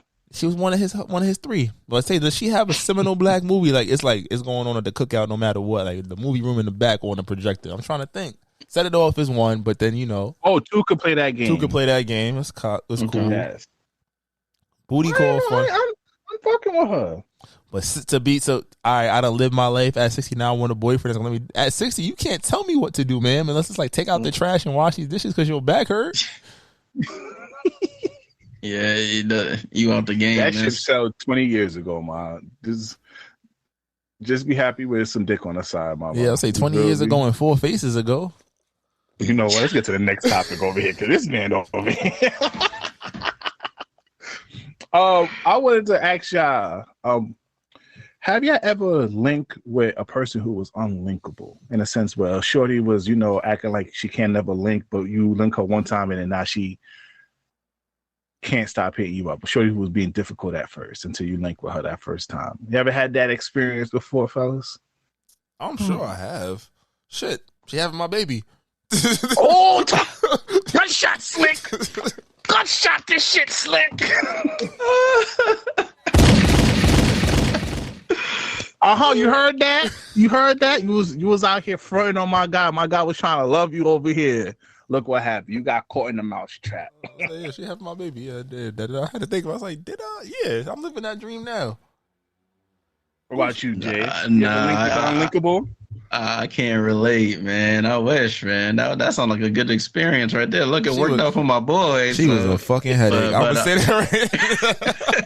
Yeah, it was a lot of work, right? You had to like, yo, I'm the one for you. Like, I was out singing fucking R&B and why don't you love me? I'm here. Take me, please. I'm tired of these streets. I just got home and I don't want to be here no more. It's always fun linking up with those ones because those are the ones that really be the most clingier ones. They just like to pretend at first. After you link her the first time, wasn't she starting to open up a bit more afterwards? A tad. I had to put in work. I felt like I was pledging. Oh damn! you was pledging boy for breathe, nigga. I was out here. I was like, yo, you got a brother going through it. You hungry? You need some food? What you need? Solo. Line name the one. The chosen one for real. Bubba was fighting for it. I respect it. In any other case, I feel like in college that was the setup. You know what it was in college? How it worked? Why you probably don't realize it? You had to catch him at the party. You wasn't gonna never see her on camp. You wasn't never gonna see her in spaces like common spaces. You ran into her like in some I'm late shit. Oh shit, there she go. I can't really talk to you. I'm gonna catch you at the party, and we gonna get a dance, and somebody gonna split. And it was like you had to catch at that right moment. That's probably why you couldn't be doing that at the programs because people be mad. It was mad nosy. It was mixy as fuck. Ooh, and it'd be the wrong eyes. You talk to a girl for longer than 5 seconds. Now he trying to get at that. Then niggas start throwing salt in the game. Or your little sneaky link of your ting was in there. It's like I seen you talking to so and so. No, you didn't. No, you probably did not. Worst. You absolutely did not. I was not doing that. Niggas can't have conversation now. Like, right. I'm about to say that one. We in the same major. We talking about the project. Relax. Oh, that's a fact. You did get that shit off too. I ain't gonna lie. Damn sure did. But nah, the parties was the best. It's nothing better when you catch them in the tunnel too. Oh, that's when I caught mines. It's like, yeah. Nah, the tunnel was it was too cold. If I was in the tunnel, it was cold as fuck. So I wasn't even thinking about that shit. But legit, the tunnel was where shit at, especially at the mail next to the mail room too. Cause I used to order a lot of stuff. What catch them in the? Nah, bro. It was the parties, bro. You catch them during the R&B section or the slow wine session. And it's like, okay, you see me, see you. What up? But Jay, you had it good. You was working for the campus, my nigga. Yeah, like, they was stopping by that desk all the time, nigga. Come on, indeed. Nah, yeah, like so. When you're sitting at the desk, like you see everybody coming in and out, and then I would go downstairs to the lower level where all the food is at, and you know everybody was hanging out in the CC, so you just have to be careful. That was definitely. Oh, head on a swivel. He snitched on himself. I caught him slick. I caught him. He was trying to do all this nice shit. Told you, four horsemen of thought over here. A silent assassin. All right. Slick. Also, this is funny. We don't have to go too in depth on this because sometimes y'all leave me on the island by myself here. But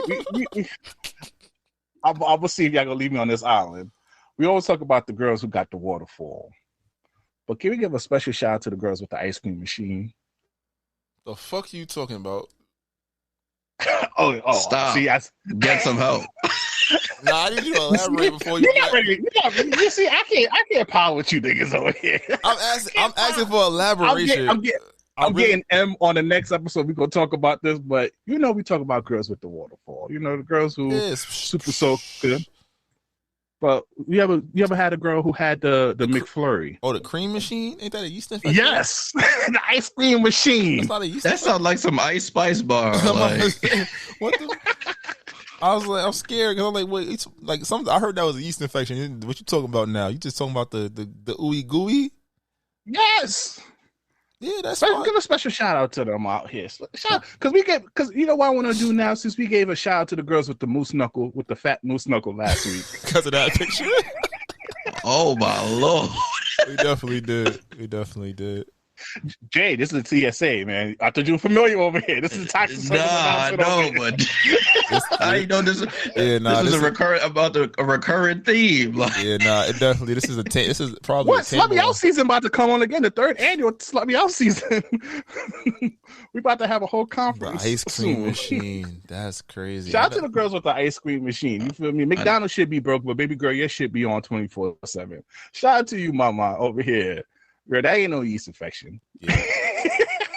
And you hope not. You hope not. I hope not. I'm about to say you over there making. If I start burning, I'm coming at you. What is wrong with you? This guy is. Yeah, we're not hitting a pod. Okay, Slick, I sent you something on Twitter which connects to a TikTok video over here.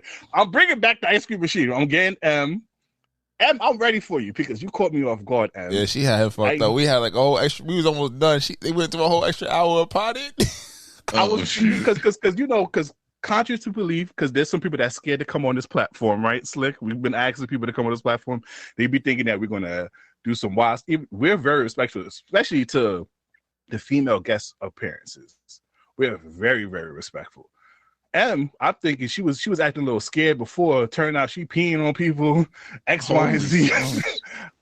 You coming back on this platform, and I'm gonna have we gonna have a time on it. But Slick.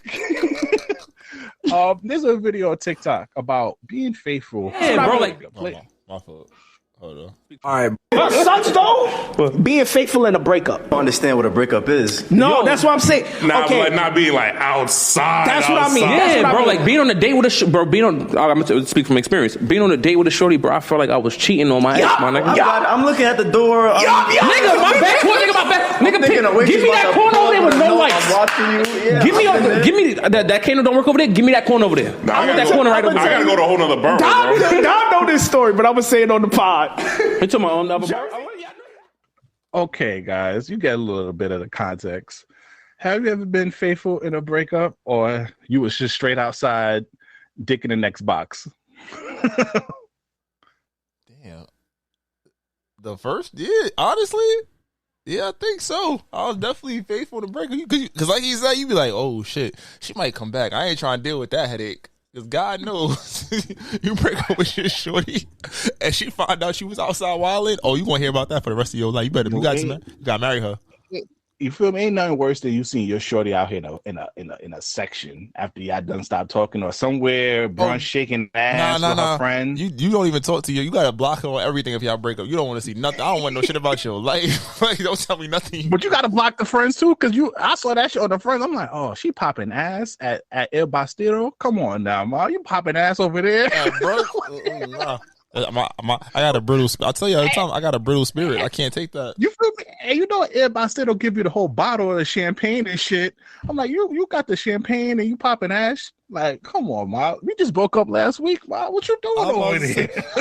But that's the difference, because girls, y'all break Why up. your pussy juice shaking next to the eggs and the chicken and waffles? What's going on? You know, the ladies when they break up, they friends is taking them outside. Niggas, we got video games. We be trying to front. And all the girls that be looking at you while you in a relationship, they ain't shit, because they definitely leave you hanging. They leave you high and dry. Now you don't want to worry about my day now. What about you, Jay? How about you after a breakup? Listen, man, I was a free agent for a long time, so I didn't get to experience that, but I can only imagine. It's the most annoying, conflicting period of your life. You're like, I should be having fun. I should do all the shit she thought I was doing. And then as soon as you think about it, it's like, you want to just cuddle? and the small shit be remind you of her, like, damn, I love how she made my sandwich. Like, you be thinking of small shit, you be like, damn. Where you she was really a good one. Like, I should just man up. That should be the worst shit about us guys, because sometimes us guys just be like, you know what? Let me just let her win this fight so I get my baby back home. Let me just say I was wrong. And then you look at your phone, you go to social media, you see her twerking next to some eggs. You like, this bitch. Oh yeah, I don't see, when I say I'm blocking, I don't want to see nothing about you. Anything that got to do with you, I don't want to know nothing. Leave me alone. Let me be in my bag. But you have to know, because if you ever get back with her, you a lot of nigga can be like, oh no, in my mind, I saw your girl at Woodlands. In my mind, you was every Everything I thought you was doing. So it don't matter. You could prove. You could say you was at home reading the Bible for the last 2 months.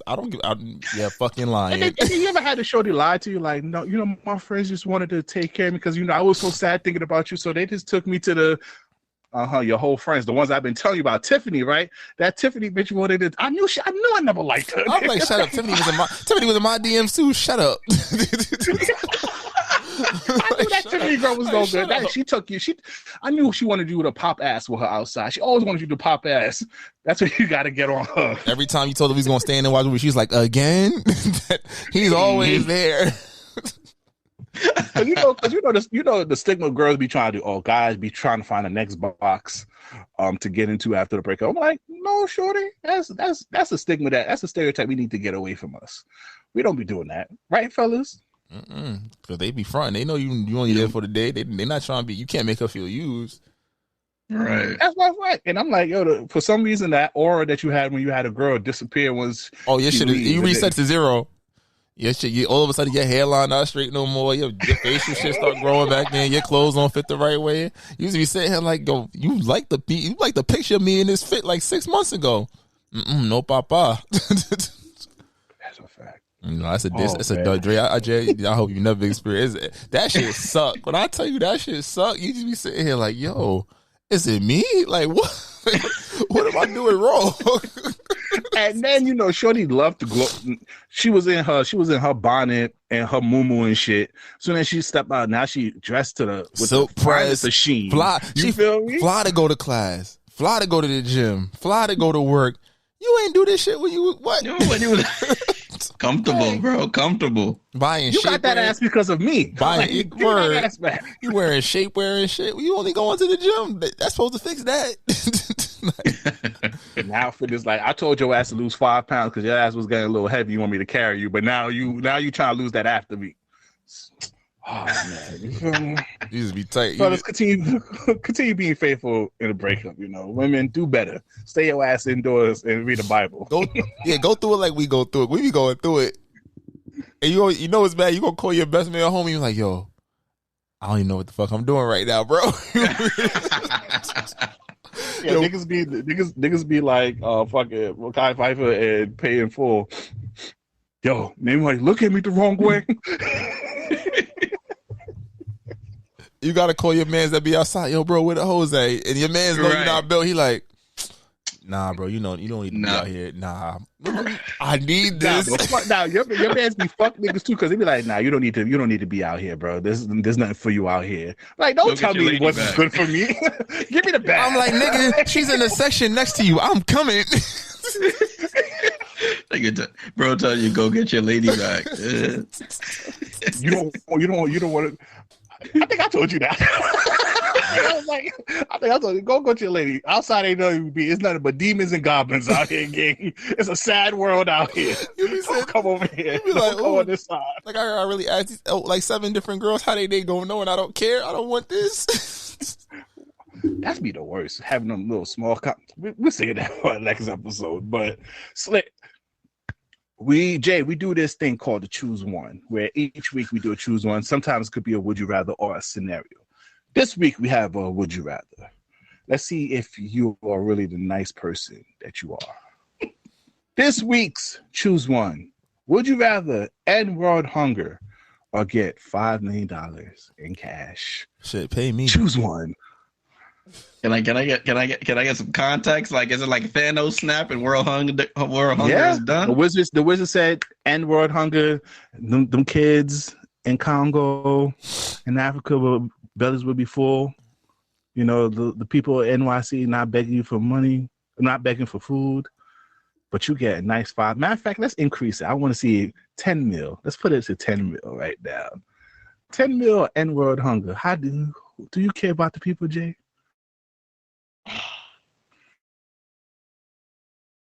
Lord, forgive me.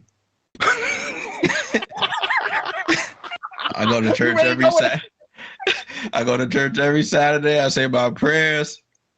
But 10 mil?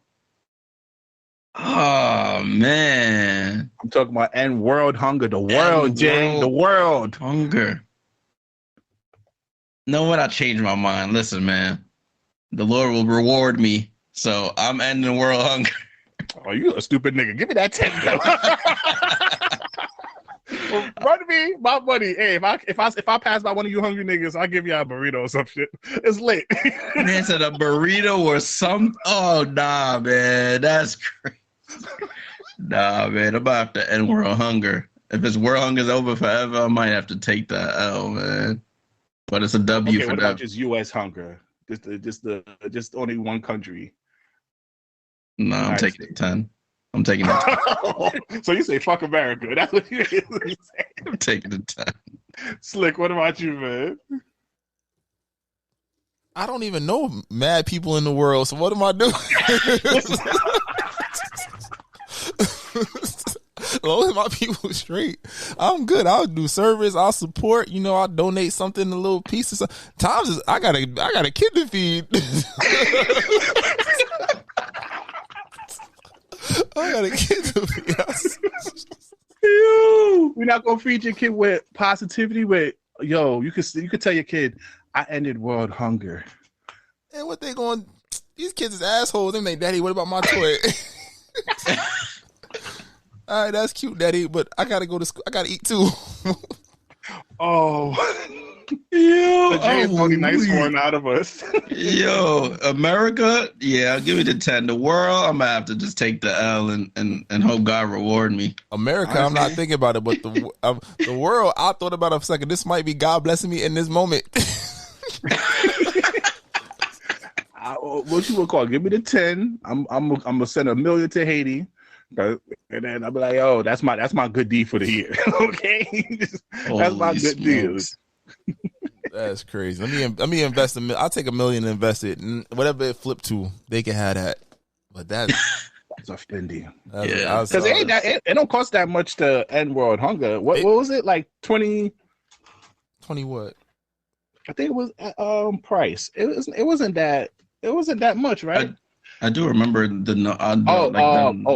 You need an annual investment of $267 billion in order to achieve. Look, I'm not even in that tax bracket. I'm sorry, y'all. Y'all be okay. I try. I thought about y'all. Oh yeah, I think about y'all in spirit when I'm on my yacht. I'm sorry. I didn't know it was $267 billion to end it by 2030. So you would probably need roughly $40 billion a year to feed all the world's hungriest people. You're not even having the right conversation. See, look, I know it wasn't selfish. I just understood that wasn't enough. Yeah, I ain't gonna lie. Yeah, we go. That's Give me that. All right, Jay. Thank you for joining us once again. You know, you can always pop on by. Once again, give a little shout. Give a shout out to YouTube where else they can find you and what else content you put on there. Well, appreciate you, fellas. You can find me on YouTube and Instagram. I even made a TikTok. I don't even be on TikTok. I had to make a TikTok for this channel, but it's J.Jordan TV Liberty, focused on primarily the Liberty, but I cover all WNBA stuff. Just a quick plug. Commissioner's Cup is starting next week, so it's June 1st to June 13th. It's similar to the NBA in-season tournament. The ladies are playing for money, of course, and causes. The pool is $500,000 and an extra $5 and some cryptocurrency, some cryptocurrency going towards them as well. Similar to the in-season tournament, they play a number of games over these next 2 weeks, meet in the final game. Whoever wins gets the money. And what's up? Real quick, did you see that Feet Finders was willing to sponsor an event to do a competition for the girl with the best foot? I ain't see that. I'm sorry. Go ahead. I interrupted your promo. No, but that's pretty much it. So I hope everyone tunes into the W. It's some really good basketball during the summer. Come out to a game at Barclays. The environment is great. Ellie is great. The mascot should be dancing. I bet y'all seen her all over y'all timelines and whatnot. But yeah, so you can find me on YouTube, TikTok, Instagram, and I'll be there all summer long. All right. You already know what you got to do, everyone. Thank y'all for joining us on another audio journey here at This Might Not Go Well. You can download the live podcast app on iOS, on Android, And please follow us on all social media at This Might Not Go Away. If you're in a brand new business opportunity, please email us at thismightnotgo@gmail.com. I'm the voice of Outside, B Breezy, a.k.a. Poppy Sazon. It's your boy Slick. Y'all be great, and we'll see y'all next week. To Cal.